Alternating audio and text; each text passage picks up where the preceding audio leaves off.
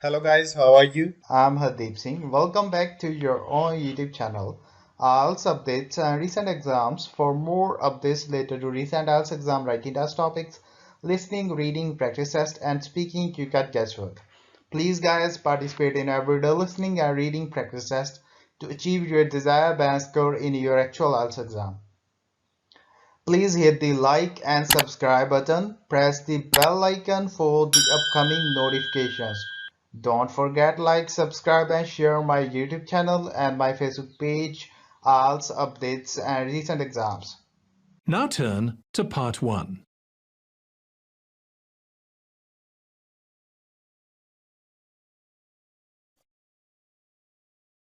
Renting an apartment.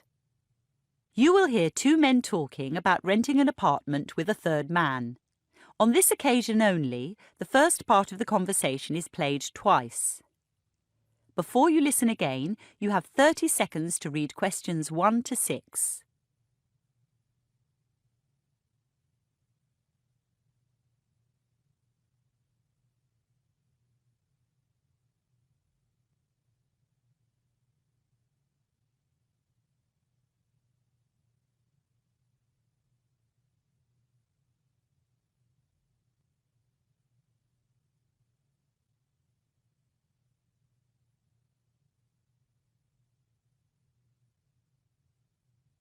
Hi, Jack. Sorry I'm late. No problem, Peter. We're still waiting for Mike. So, what do you think about 96 Hobson Street? It's great. You don't think the building's too noisy, so close to the motorway? It depends which apartment we take. What are our options? At the moment, there are 2 apartments available. One on the 4th floor, the other higher up. Do they get views? Apartment 1520 does. Last night I went online and took a virtual tour of the building. One thing I noticed was that 3-bedroom apartments have only 1 double bedroom. Mostly that's true. But apartment 414 has 2. What about bathrooms? A single bathroom in each apartment. And balconies? 414 has 2 small balconies off the bedrooms. The kitchens in the tour looked good, but I can't remember whether they come with a dishwasher and a washing machine. Yes, they do. The kitchen in 1520 is quite small, but there's a large L-shaped living room to compensate. I know Mike's got a car. Is there a garage? Secure parking is limited to tenants who pay over $600 a week. How much is the rental on the apartments you saw? 414 is $450 and 1520 is $610. That's quite a difference. Yeah. And 1520's only got 1 double bedroom, right? Uh-huh. But it's facing away from Hobson Street, so it'll be quiet, and Mike's car would be safe. Right. I'm planning to sign the lease on Friday. The agent wants it to start in the 2nd or 3rd week of March. I'll be away until the 8th. All right. Let's have it start on the 9th. The 9th sounds fine. Before you listen to the rest of the conversation, you have 30 seconds to read questions 7 to 10.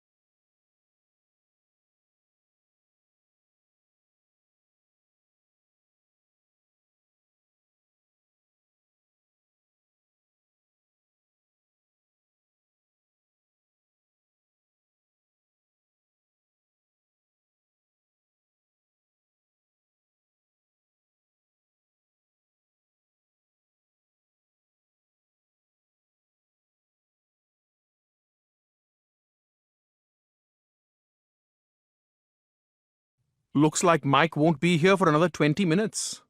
That's a pity. I wonder if we could use his car to move.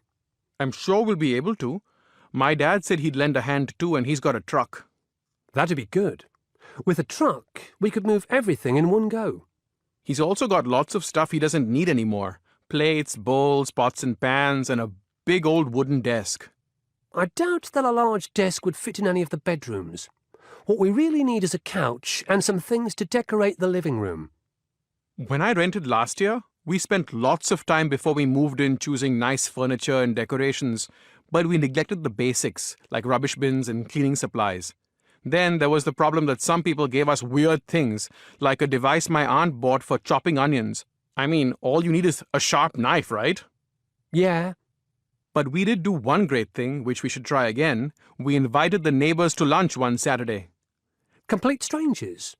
What about the cost? The meal doesn't have to be fancy and not everyone we ask will come. Why bother? Especially when I'll miss the football. It's just a way to show that even though we're students, we're generous and approachable. Okay. And it does pay off. One night I came home in a taxi very late. Suddenly I realized I couldn't pay the driver because I'd left my wallet somewhere. So I ran upstairs, knocked on my neighbor's door, and he lent me some money. Lucky you. All right. To sum up, we're borrowing your dad's truck, we're accepting some useful things from relatives, and we're getting to know our neighbours.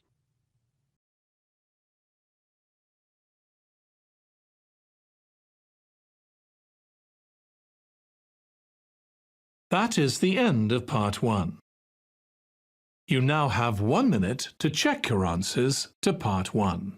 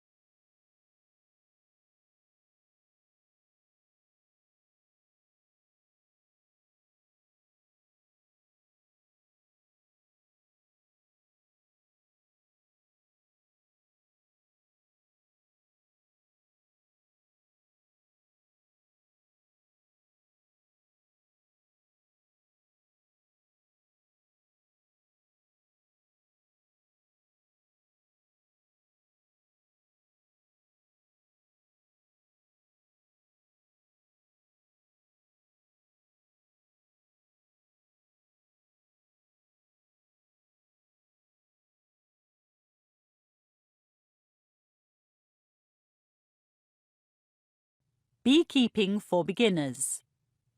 You will hear a man talking about beekeeping for beginners.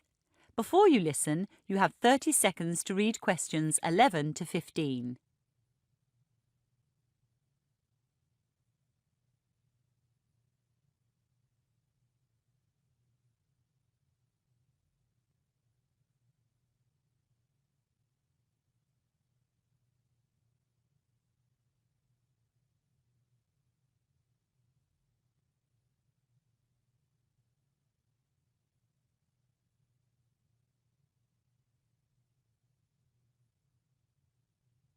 Good morning. As you may be aware, all over the world, bees are under threat. For their survival, the goodwill and hard work of enthusiasts like you is vital. Today, I'll present some facts about bees and beekeeping. Then I'll show you a Langstroth hive, which is a type commonly used by beekeepers.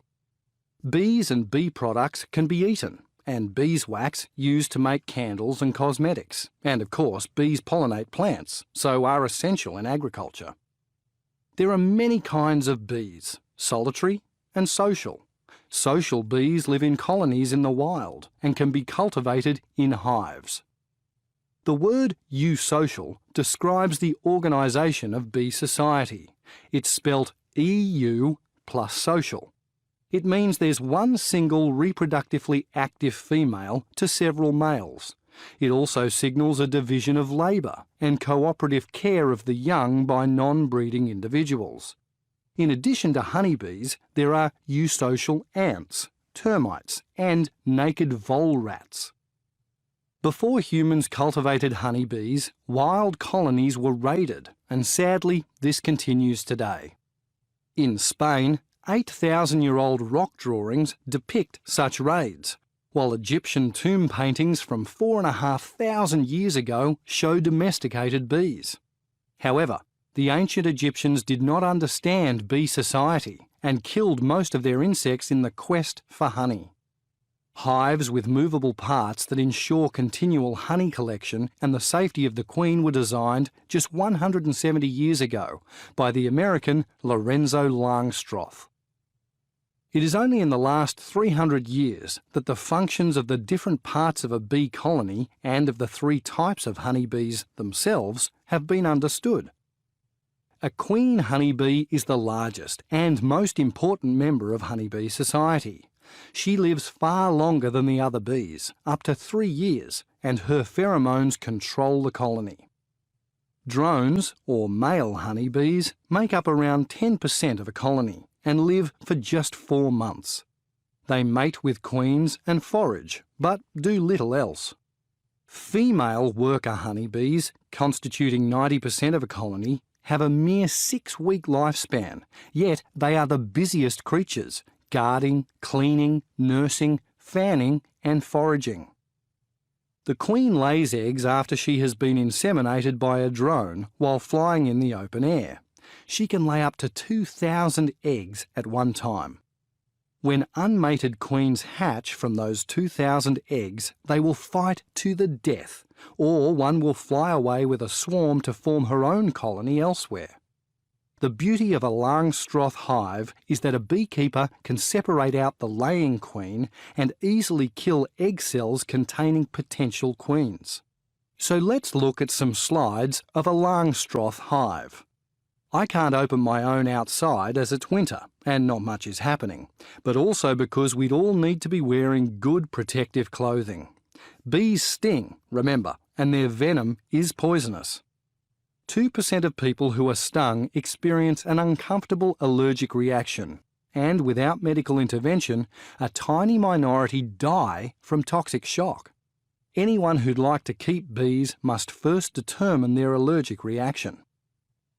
Before you listen to the rest of the conversation, you have 30 seconds to read questions 16 to 20.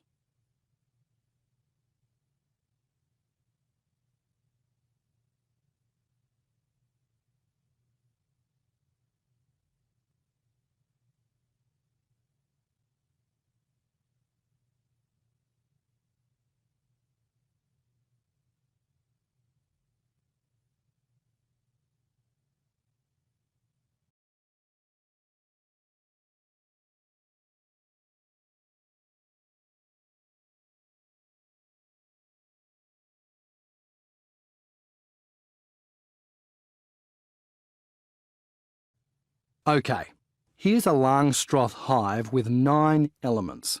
It stands at 1.5 metres and contains extractive boxes, from where you take the honey, and a brood chamber, where the queen breeds. This hive's got 2 extractive boxes, but you can build it up to 5. The hive is wooden, with a cover and a stand at top and bottom. There's always a wooden lid, letter B on your diagram, and if keepers collect venom, there's a sheet of glass below the lid. The extractive boxes are shallow because they're frequently handled. They hold 30 kilos of honey each, and a beekeeper couldn't lift one if it were any deeper. The thin screen beneath the lower extractive box has holes that drones and worker bees can crawl through, but which are too small for the queen. She, therefore, remains in the deep brood chamber where the eggs are laid. The final element above the stand is a board that prevents other animals from getting inside.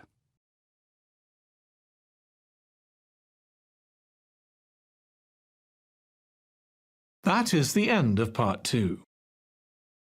You now have 30 seconds to check your answers to part 2.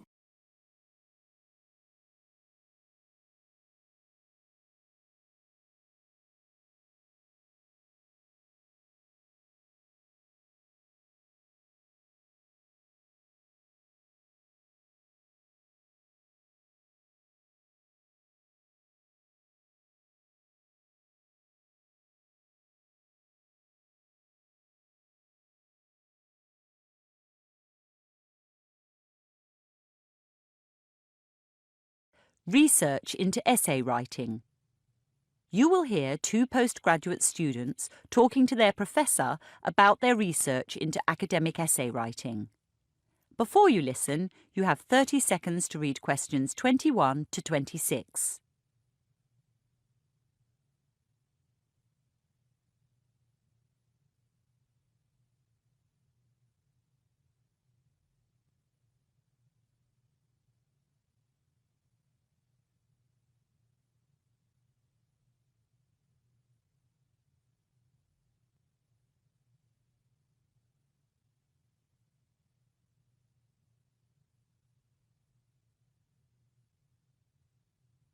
Come in, Sylvia. Come in, Jim. How are you? A bit tired, actually. I read 75 of the essays about smoking over the weekend. And you, Jim? I'm fine.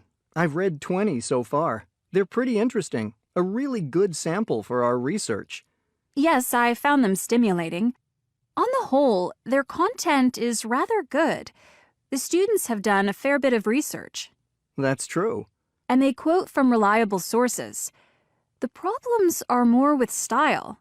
Many of the ones I read seemed like oral presentations instead of academic essays. I'd agree with that. For a start, some of the vocabulary was inappropriate. Take this sentence from a conclusion. To get smokers to cut down or give up, there should be more ads on TV about the health problems, etc. Yes. Students forget that get and most phrasal verbs are spoken. Also, they need to steer clear of should and must. When a writer has a hypothesis to prove, he or she doesn't want to put the readers off with such strong language.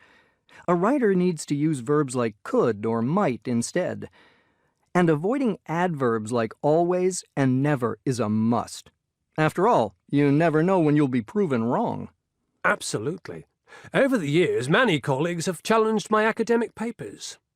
I see you've circled etc., Sylvia, on several essays. Etc. is okay in note-taking, but not in academic writing. Here's something else related to vocabulary. It's part of an argument about why people start smoking. At least, I think the student's written smoking. Maybe it's smocking? Go on. Men who avoid cigarettes may be assigned as nerds. This ideology makes them dare to join in smocking activities to let us know they're real men. That is interesting. I mean, there's an attempt at sophistication with assigned and ideology, but they're both used incorrectly. And nerd and real men are slang. Going back to the word smocking, I read 5 essays out of 75 in which students wrote about smocking. I must say it made me chuckle.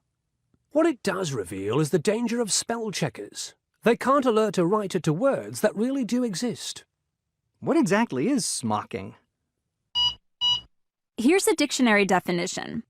Ornamentation on a garment made by gathering together a section of material into tight pleats and sewing across it to make a pattern similar to a honeycomb. It sounds old-fashioned to me. Yes, I had it on a dress when I was a girl. Whatever was it doing in an essay on smoking?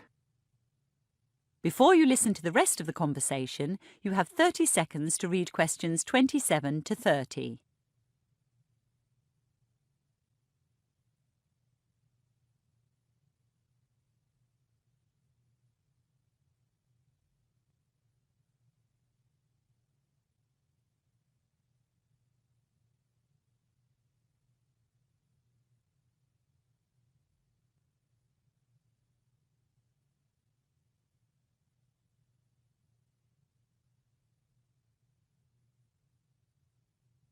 So, let's discuss what good academic writers do.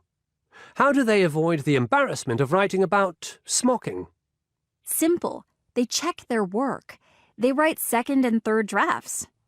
In redrafting, they also reduce redundancy. Redundancy is a major issue. Listen to this. Secondhand smoke not only affects smokers, but also people around them, even loved ones, like wives and children, and it can lead to illness. What would you have written? Secondhand smoke can lead to illness.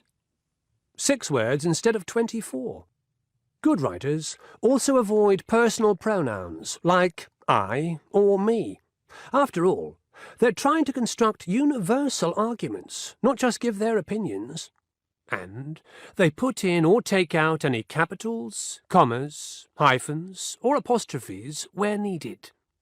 Some of the essays I read certainly needed more paragraphs. They were hard for me to follow. Indeed. An essay is not just about showing what the writer knows. It's about giving the reader an enjoyable experience. So, when do you two think you'll be ready to start the theoretical part of your research? I'm not sure. I'll see you next week about that. I've already started, but I've got so much to read. It seems to me, Sylvia, you've collected more than enough essays to analyse, and now you're in danger of reading too many academic articles. I'd limit the time for your theoretical research to 1 month. OK? Thanks. That's sound advice.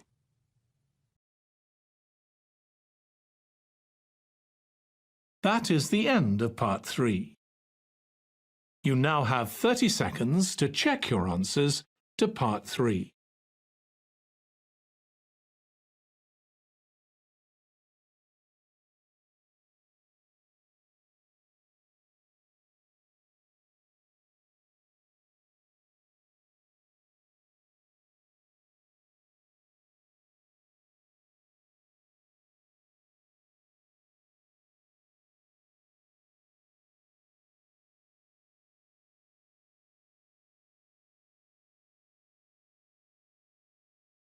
Road congestion and market failure. You will hear a lecture on road congestion as an example of market failure.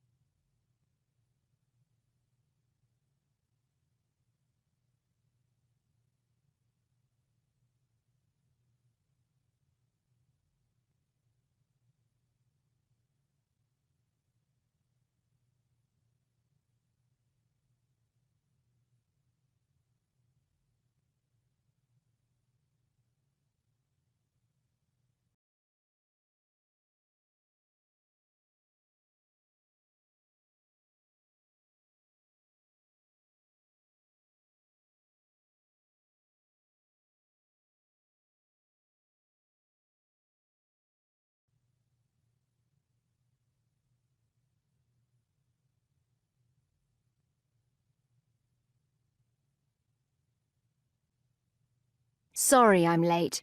The traffic was unbelievable. However, my lateness is pertinent to today's topic. Road congestion as an example of market failure. Next week's examples will be carbon emissions and commercial fishing. But what is market failure? Broadly speaking, it's when the free market fails to develop or apportion resources efficiently. A market may fail completely or partially. In the case of complete failure, resources cannot be allocated to satisfy need or want because there are insufficient incentives for profit-seeking firms to enter the market. Take street lighting. Without state intervention, there probably wouldn't be any, as it's unlikely private individuals would pay for it themselves. With no revenue generated and no profit earned, no firm would enter the street lighting market either. That's why taxes are set aside for public goods. There are many ways in which partial market failure occurs, but I'd like to focus on oversupply, which is when markets produce too many goods or services. It commonly occurs with demerit goods, like alcohol or tobacco, and with negative externalities. What are negative externalities? Well, the inability of consumers or producers to account for the effects of their actions on third parties. Road congestion is a classic case. Oh, let me tell you something I read last night. The speed of traffic in central London has remained fairly constant over the past 100 years. Really? How can that be? Wasn't most traffic horse-drawn in 1916? Indeed, it was. But the fact remains, in central London, giant four-wheel drives and sleek sports cars travel about as fast as wagons pulled by horses. Back to business. There are 4 main ways of dealing with congestion. 1. A city increases the amount of road space. 2. It improves public transport. 3. It reduces the demand for travel. Or 4. It increases the cost of private travel. In the case of London, the first measure is counterproductive. There are enormous costs associated with construction and a long delay between planning and availability. Once built, more roads only encourage more driving, and very soon congestion rears its ugly head again. On the surface, improving public transport seems a great idea, but even when it's reliable, cheap and convenient, it's viewed as an inferior good. As incomes rise, most of us leave inferior goods behind. I mean, we used to drink beer. Now we drink boutique beer. We used to holiday locally at the seaside. Now we fly to Thailand. What about reducing the demand for travel? Unfortunately, no one seems to know how to do this. The fourth option, raising the cost of private travel, has also had limited success.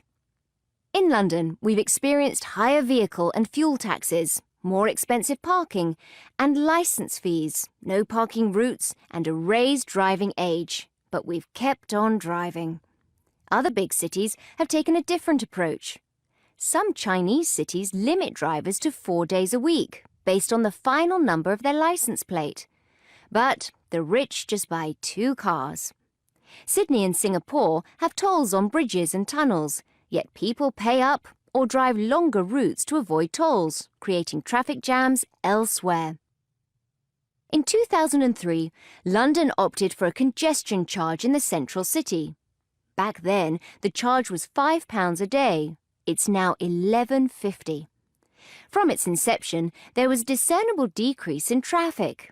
Estimates in 2004 by Transport for London, or TfL, were that traffic flow was reduced by almost 20%, or 50,000 cars per day. Journeys were 15% faster.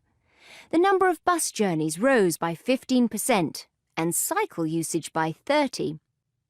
TfL stated that road traffic reduced a further 10% between 2011 and 14.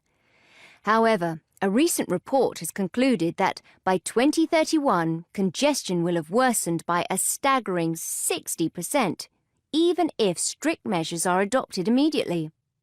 It seems as though the cycle is similar to building more roads. A sharp initial improvement, a slower improvement over time, followed by stasis and decline. So, to conclude, part of the reason for road congestion is an unquantifiable negative externality, exemplary of partial market failure. The free market is incapable of allocating resources efficiently. No matter what authorities do, people continue to drive. On some level, we all know congestion leads to more noise, pollution, accidents, and slower travel times. But cars are cheap, and their outlay is fixed. Principally, we drive because we don't consider our actions in relation to anyone else's. And even if we did, I'm not sure most people would care. That is the end of Part 4. You now have 1 minute to check your answers to Part 4. You would now have 10 minutes to transfer your answers to the answer sheet. So guys, don't forget like, subscribe and share my YouTube channel and my Facebook page, IELTS updates and recent exams. For more updates related to recent IELTS exam writing test topics, listening, reading, practice test and speaking, you can guesswork. Please guys, participate in everyday new IELTS listening and reading practice tests to achieve your desired band score in your actual IELTS exam. For more IELTS material, visit my official website www.ieltsupdatesandrecentexams.com. The link is given below in the description. If you need PDF files of latest IELTS material, then please join my Telegram channel. So guys, please write your score below the comment section. Again, thanks for listening. God bless you all guys. Stay tuned, stay safe.